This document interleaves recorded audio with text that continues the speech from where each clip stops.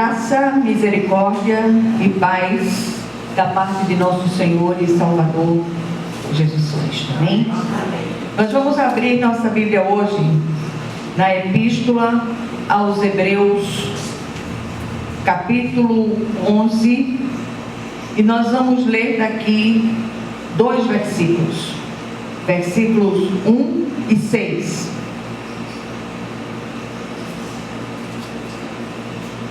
Hebreus 11, 1 e 6.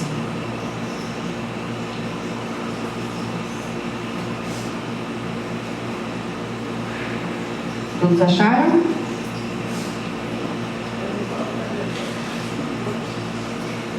Diz assim a palavra do Senhor, versículo 1. Ora, a fé é a certeza de coisas que se esperam e convicção de fatos que se não veem. Versículo 6. De fato, sem fé é impossível agradar a Deus, porquanto é necessário que aquele que se aproxima de Deus creia que Ele existe e que se torna galardoador dos que o buscam. Amém? Glória a Deus. Vamos orar. Senhor nosso Deus e nosso Pai Celestial, clamamos a Ti, Senhor, confiados no poder que há no sangue de Jesus.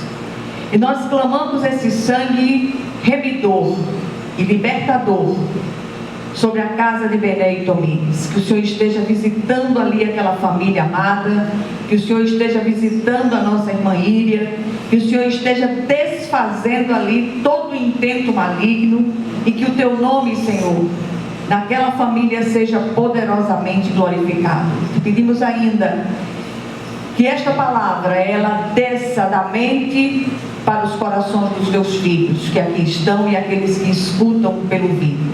Que o Teu nome no dia de hoje seja em tudo glorificado, em nome de Jesus. Amém. Meus amados, esse capítulo 11 dessa epístola, ele traz explicações profundíssimas sobre a fé, a natureza da fé bíblica. Fé a gente tem em tantas coisas. Você sai de casa, pega seu carro ou pega um transporte, você não sabe que se volta, mas você vai, você se arruma, você vai fazer o que tem que fazer. Isso é um tipo de fé, uma confiança de que você vai e volta e está tudo bem. Mas eu queria falar de uma fé hoje muito mais profunda. Essa fé que mesmo apesar de todos os pesares, de tudo que tem nos cercado, e diga-se de passagem, as coisas que nos têm cercado nos últimos tempos não são brincadeira. E parece que elas vêm com o propósito de fazer-nos arrefecer na fé, desistir da caminhada. Sobretudo quando nós ouvimos as pregações da igreja eletrônica. Aquelas mensagens que traz um evangelho de facilidades, que a gente que conhece a palavra de Deus, a gente sabe que as coisas não são bem assim.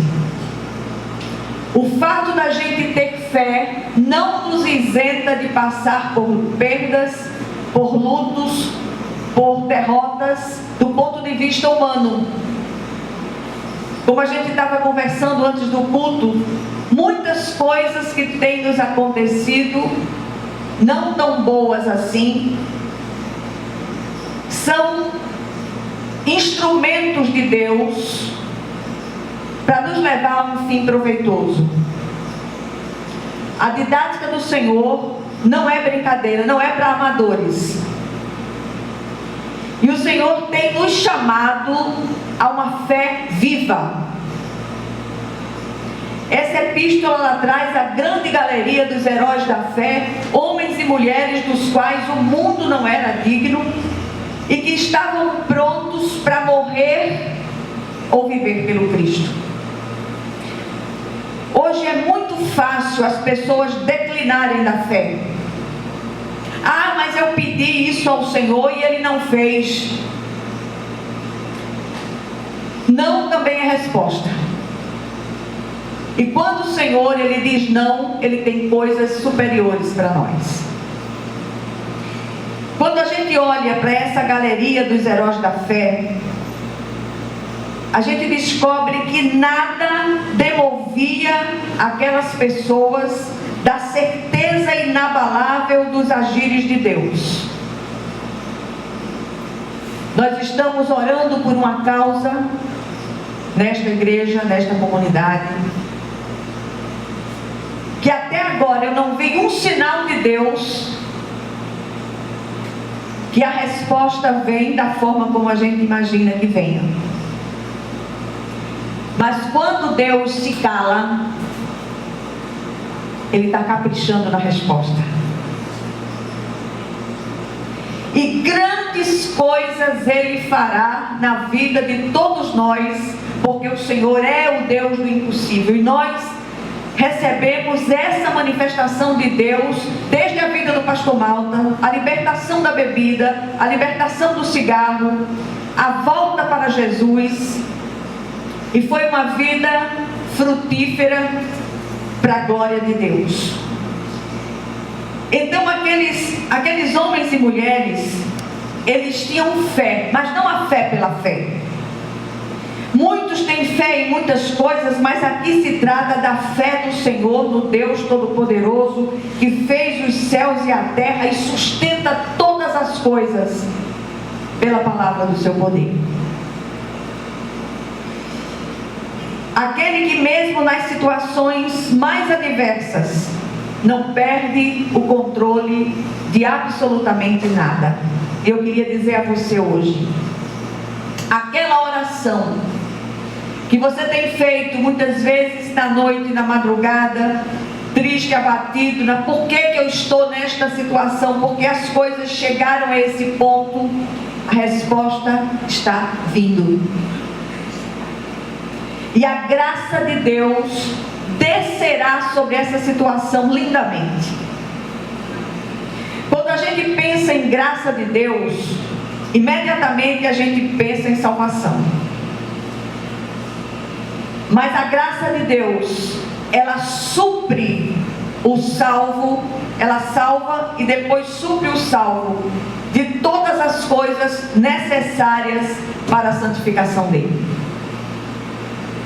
Os versículos citados nos apresentam algumas verdades acerca da fé verdadeira. Primeira verdade: fé é a certeza das coisas que esperamos.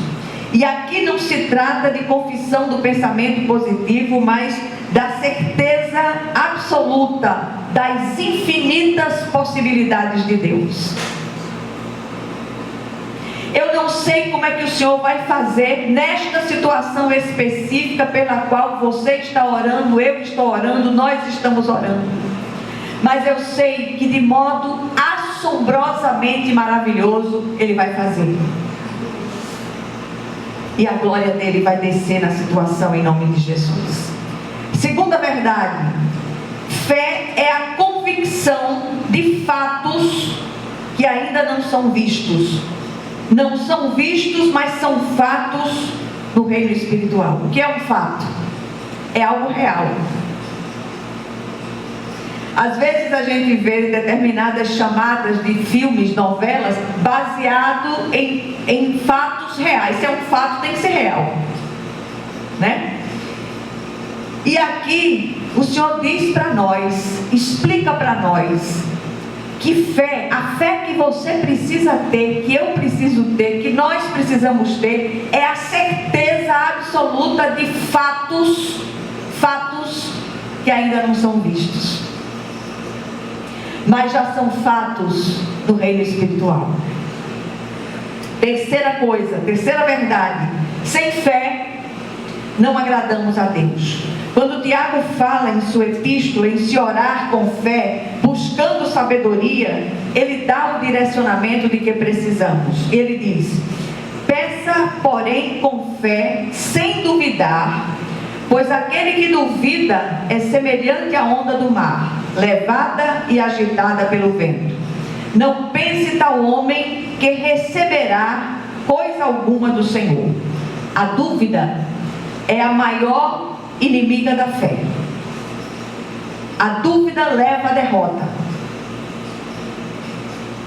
E aí a gente lembra de Pedro, naquele momento tão dramático, que o Senhor manda que ele desça do barco e vá ter com ele. As ondas revoltas. E enquanto Pedro olhava para Jesus, ele andou de forma desenvolta sobre as ondas. Mas quando ele tirou os olhos do Cristo, ele começou a afundar. Então logo aqui a gente já aprende que nós não podemos tirar os olhos do Cristo. Se eu tirar os olhos de Jesus, eu não subo neste lugar. Porque a carne quer chorar, está enfraquecida, está fragilizada. E nós precisamos desesperadamente fitar os olhos no autor e consumador da nossa fé, Jesus. Hoje de manhã, quando eu me levantei, começa que eu fui dormir 4:30 da manhã. Chorei tudo que eu tinha direito. Não adianta eu chegar e subir aqui e dizer que eu sou super crente, eu sou super frágil. Sou cheia de inadequações, mas eu sirvo a um Deus que é o forte dos fortes, que é o Senhor Todo-Poderoso, que tem me sustentado com a sua mão direita fiel. E eu não posso deixar de vir aqui e dar esse testemunho a vocês. Tudo é possível ao que crê. E eu dizia de manhã: Senhor, me sustenta para eu subir naquele púlpito, porque se o Senhor não estiver comigo, eu não tenho condição de subir hoje. Hoje foi difícil demais, especialmente difícil. E aí o Senhor olha para Pedro, estende a mão e diz: homem de pequena fé, por que duvidaste? A dúvida é aquele porém que estraga a fé. E não é isso que o Senhor quer para nós. O Senhor está levantando homens e mulheres nesse tempo para testemunharem de uma fé viva, alicerçada sobre a rocha que é o Cristo. Em quarto lugar, ou quarta verdade, aproximemo-nos de Deus na certeza que Ele existe. Deus é real, não uma lenda humana. Quando o Senhor diz: olha, onde há 2 ou 3 reunidos em meu nome, ali eu estarei presente. E o Senhor está neste lugar. E o Senhor é aquele que tem grandes e preciosas promessas para cada um de nós. E veremos a glória de Deus nessas situações dramáticas que nós temos testemunhado nesses dias e pelas quais estamos orando incessantemente. Quinta verdade: o Senhor é aquele que recompensa aqueles que o buscam com toda a convicção. O Senhor é presenteador. Nenhum dos que esperam nele e recorrem a ele será envergonhado e nem sairá de mãos vazias. Quando a gente lutava pela libertação do pastor Malta da bebida, dentro da própria família, muitos diziam assim: eu não acredito nisso não. Faz toda a vida que eu escuto que ele vai se libertar. E um dia eu estava contando ali para os irmãos, ele pegou o último copo de bebida, jogou fora, emborcou e disse: nunca mais eu tomo um gole de bebida. E assim foi, até o fim dos seus dias. E aí a gente para um pouco para fazer algumas reflexões oportunas em relação a essa fé que nós precisamos tanto. A gente está vivendo num mundo de muitas estranhezas. Eu não encontro outra palavra. E a gente tem que fingir que é normal. que aquilo que a gente está vendo é normal, sob pena de sermos criminalizados. Mas o servo de Deus não precisa fingir. Ele tem que achar estranho mesmo e tem que dizer que acha estranho, sobretudo se lhe for perguntado. Muitas vezes a gente paga um alto preço pela manifestação da nossa fé. Essa semana nós vimos uma resenha nas redes sociais acerca de uma cantora que não quis cantar no casamento de um amigo gay. Não sei se vocês viram essa. Foi uma resenha que quase não para mais. Não tinha no mundo quem aguentasse, mas você abria uma rede social, já vinha aquele assunto. E a moça foi muito corajosa em dizer: não, eu cantaria no seu casamento se você fosse casar com uma mulher cheia de Deus. Opinião dela. Mas ela foi taxada de homofóbica. E aquelas pessoas que acharam ruim o que ela falou, não foram taxadas de cristofóbicas. Você está entendendo? É isso que a gente tem visto no nosso tempo. Manifestar, professar essa fé viva, está ficando cada vez mais difícil. Mas que o Senhor possa nos sustentar, para que continuemos testemunhando acerca daquilo que Ele pode fazer. E Ele pode todas as coisas. Vale a pena a gente ler todo esse capítulo para ver o testemunho de cada um daqueles que fazem parte da galeria dos heróis da fé, a começar pelo justo Abel, passando pelos santos profetas que viveram no passado, lista a qual podem ser acrescentados muitos outros nomes que viveram tanto tempo depois, até mesmo em nossos dias. Eu tive o privilégio de conhecer homens e mulheres de Deus, cheios de fé, que atravessavam momentos extremamente difíceis. Nós tínhamos um casal amado que sentava-se neste banco da frente, o senhor Celestino e a irmã Celina. E eles sofreram um assalto dentro de casa. Eram os meninos que moravam numas invasões próximas que eles conheciam. E esses meninos entraram, atiraram nele, atiraram nela e fizeram um grande roubo. Dona Celina puxava de uma perna, o seu Celestino tinha uma bala alojada na coluna, que nunca conseguiu tirar. Mas pregaram para esses bandidos na hora que estavam sendo agredidos. E depois perderam tudo que tinham. Eles tinham fazenda, eles tinham muitos bens. E ele tinha uma sede de pregar o Evangelho muito grande. E até morrer, eles pregaram o Evangelho, eles deram testemunho daquilo que Deus havia feito na vida dele. Ele disse: tudo que nós perdemos, eu considero como refúgio, como diria o apóstolo Paulo. E era encantador ver o irmão Celestino apanhar o ônibus e sair daqui até na cidade pregando a palavra de Deus. Vê-lo do lado de fora da casa, sentava numa cadeira e começava a distribuir panfletos evangelísticos. Uma tia de Malta, Dona Bibiana, ela morreu com 105 anos. E a igreja presbiteriana de Águas Belas ficava vizinha à casa dela. Daquelas casas do interior, que de porta e janela. E ela gostava muito de fazer visitas para pregar a palavra. E quando ela não podia mais, pediu que fizessem uma cama de lona para ela.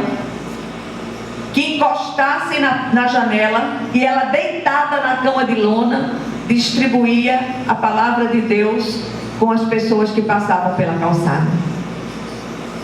Glória a Deus. O autor da epístola define a fé como uma certeza daquilo que esperamos. Numa outra versão diz: a firme convicção de fatos que ainda não vemos. A minha grande oração, enquanto essa palavra está sendo entregue, é que o Senhor faça que ela desça da mente para o coração. Fato, como já foi dito, é algo verdadeiro, que existe, não uma mera possibilidade. E aqui cabe uma pergunta: se fé é a firme convicção de fatos, como ainda não são vistos? Aí eu arrisco um palpite. Creio que se trate de algo que já podemos contemplar com os olhos espirituais. Essa certeza é comunicada ao nosso interior pelo Espírito de Deus.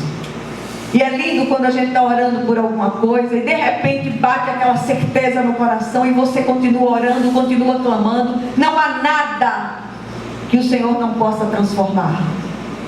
Não há situação, por mais difícil que seja, que o Senhor não possa transformar em bênção para a glória de Deus.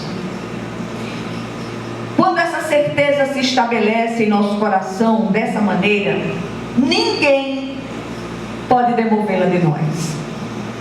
Podem dizer o que quiserem dizer, mas aquilo vai acontecer. A corrida da fé ganha olhando firmemente para o autor e consumador da nossa fé, Jesus, o Cristo de Deus. Olhemos para Ele, clamemos por Ele, firmemo-nos nele, que é a rocha eterna da nossa salvação. Que os nossos pés estejam continuamente alicerçados sobre essa rocha eterna que é o Cristo.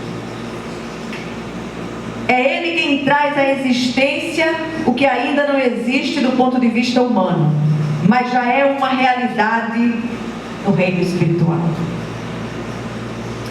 E o que é que nós aprendemos aqui? Certamente todos nós já ouvimos inúmeras pregações nesse texto, já fizemos essa leitura do capítulo 11 muitas vezes. Mas hoje, especialmente hoje, no meio de tudo que nós estamos vivendo, sim, porque cada um está vivendo uma batalha específica, cada um de nós está passando por um estreito, atravessando um deserto. O que é que essa palavra nos diz hoje? Primeiro, se fé é uma certeza inabalável dos agires de Deus, será que temos essa certeza? Então a primeira coisa que nós aprendemos é busquemos viver essa certeza, essa firme convicção.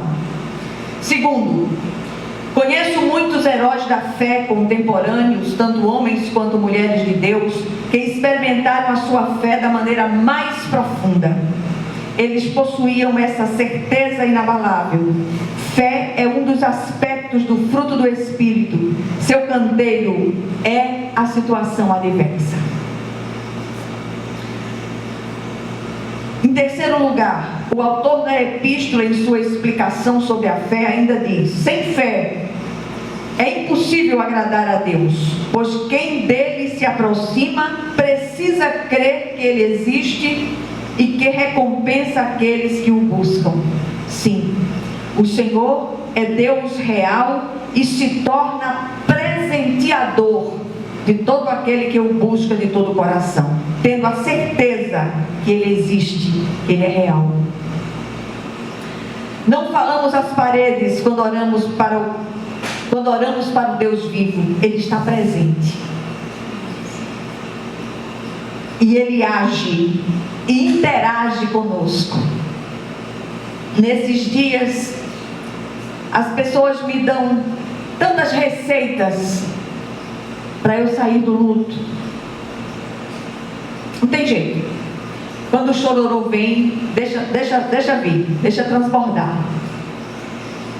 Mas a minha oração é uma só: Que o Senhor encha o espaço que era ocupado pelo meu marido. Que o Espírito de Deus sopre sobre a minha vida, até que em mim se ache só a Ele. Eu não peço nada material, eu não peço absolutamente nada, a não ser a presença viva do meu Deus. Só Ele é o Deus e Pai de toda consolação. É o Deus de misericórdia e Pai de toda consolação. Não falamos às paredes quando oramos ao Senhor. Como disse o judeuzinho que estava ali no Muro das Lamentações, e ele estava ali se balançando, orando. Aí alguém perguntou: como é que você se sente? Era um jovem judeu. Como é que você se sente quando ora, encostado aí no Muro das Lamentações? Ele disse que eu estou falando com a parede. Era um jovem judeu, ainda inexperiente. Então respondeu assim. E finalmente, por meio do profeta Jeremias, o Senhor diz: olha que coisa linda. Buscar-me-eis e me achareis, quando me buscardes de todo o vosso coração, serei achado de vós, e farei mudar a vossa sorte. Que tão somente confiemos de todo o nosso coração.